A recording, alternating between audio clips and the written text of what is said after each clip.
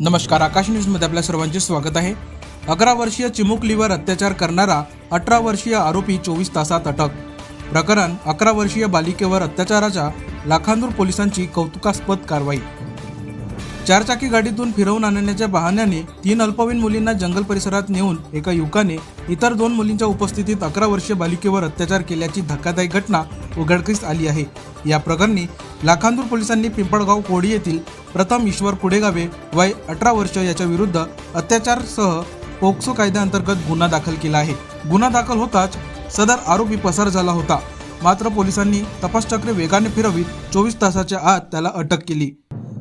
मिळालेल्या माहितीनुसार 18 मार्च रोजी दुपारच्या सुमारास आरोपीने स्वतःच्या चारचाकी वाहनातून 3 अल्पवयीन मुलींना जंगल परिसरात नेले। तेथे पोहोचल्यावर आरोपीने गाडीतच 11 वर्षीय मुलीवर अत्याचार केला।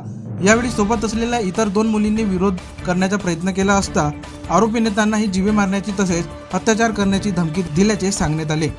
घटनेनंतर काही दिवसांनी पीडितेच्या नातेवाईकांना या प्रकरणाची माहिती मिळाली।